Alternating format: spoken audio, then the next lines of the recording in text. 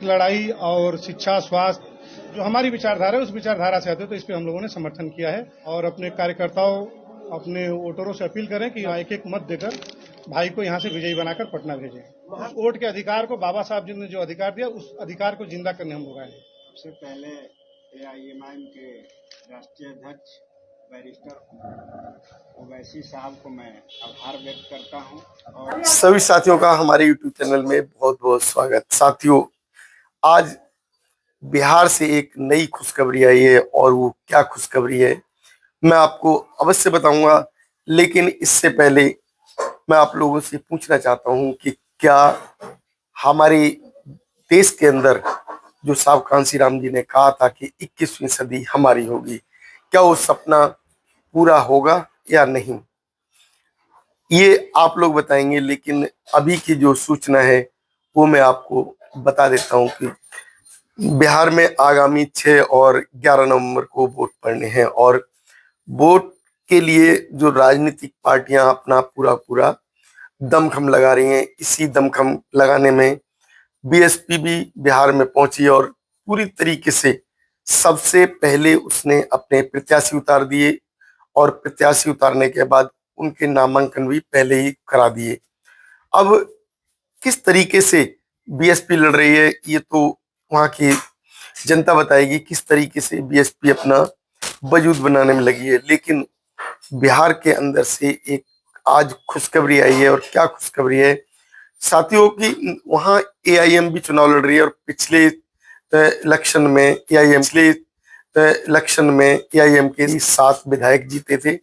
और वो 7 के 7 विधायक दूसरी पार्टियों में शामिल हो गए थे। बीजेपी पार्टी ने उसको खरीद लिया था और आज की डेट में एआईएम का एक भी विधायक नहीं बचा हुआ था। अब बात की जाए कि बिहार की जनता क्या चाहती है, बिहार की जनता खुशहाली चाहती है नहीं चाहती, बिहार की जनता शिक्षा का अधिकार चाहती है नहीं चाहती, बिहार की जनता स्वास्थ्य की सुविधाएं लेना चाहती है नहीं, या बिहार की जनता को विद्यालय चाहिए या नहीं, रोजगार चाहिए या नहीं, ये तो जनता को तय करने हैं। लेकिन वहां एआईएम जो चुनाव लड़ रही थी उसने आज बीएसपी के साथ समर्थन दे दिया, यानी कि एआईएम ने जो है बीएसपी को समर्थन देकर एक बहुजन समाज में खुशी की लहर दौड़ा दी।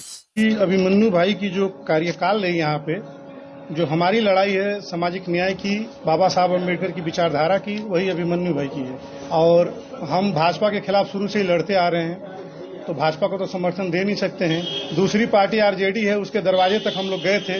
महागठबंधन की, हमें जो सीटें देंगी निर्धारित सीटों पे हम लड़ जाएंगे। उन्होंने नहीं दिया तो उनके साथ भी नहीं जा सकते हैं। तो बक्सर में जो जीतने वाला प्रत्याशी हो, जो लड़ाई लड़ रहा हो,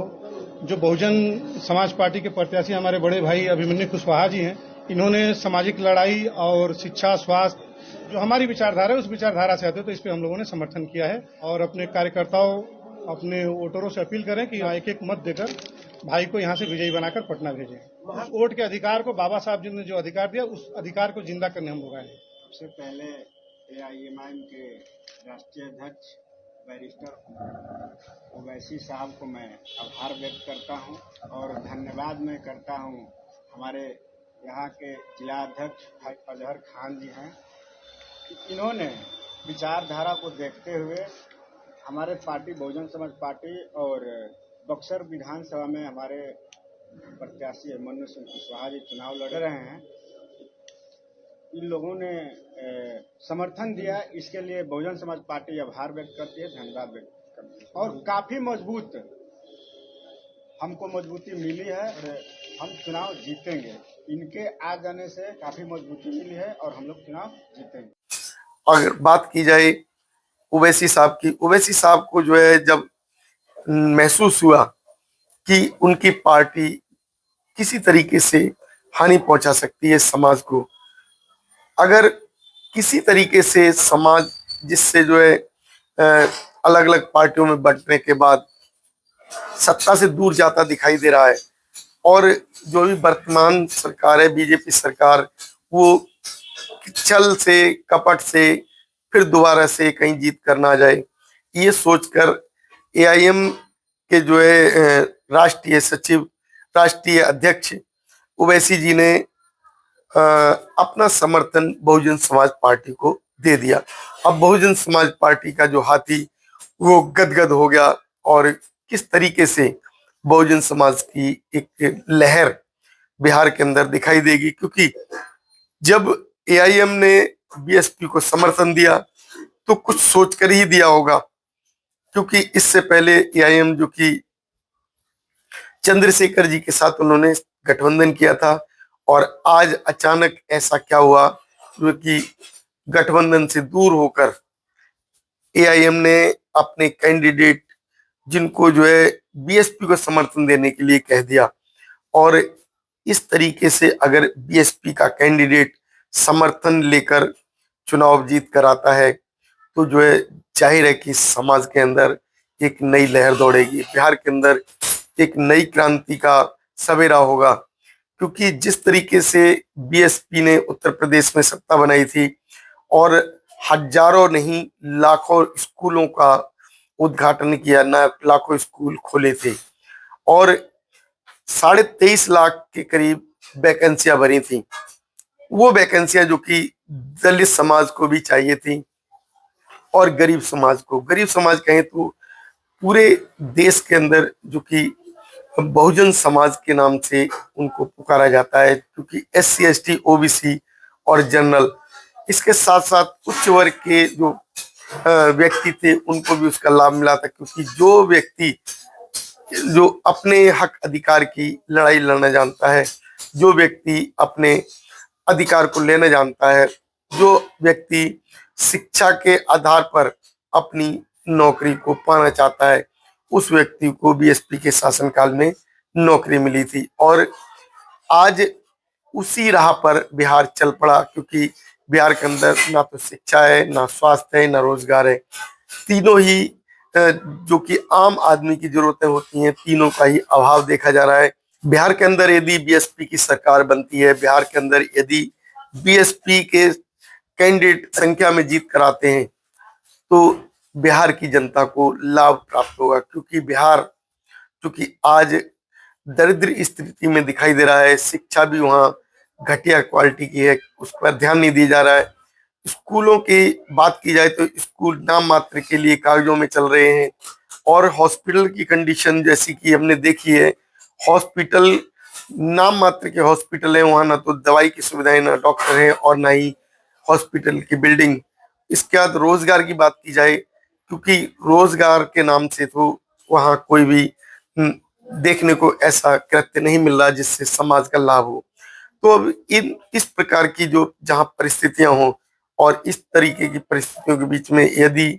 बिहार में बीएसपी का आगमन हो जाए तो जाहिर है कि बीएसपी की वही रणनीति जो उत्तर प्रदेश में 2007 से 12 में चली थी, वही मायावती जी बहन उस राजनीति को जो है बिहार के अंदर भी लाएंगी। और उन्होंने बहुजन समाज की नहीं, सर्व समाज की जो बेटियां थी उनको 12वीं क्लास तक पढ़ने के लिए उन्होंने शिक्षा भी मुफ्त उपलब्ध कराई थी। इसके साथ साथ उन्हें उच्च शिक्षा के लिए भी उन्हें जागरूक किया था, उन्हें उच्च शिक्षा के लिए भी शिक्षा लाभ दिया गया था। इससे पहले उन्होंने सुकन्या योजनाएं चलाई थी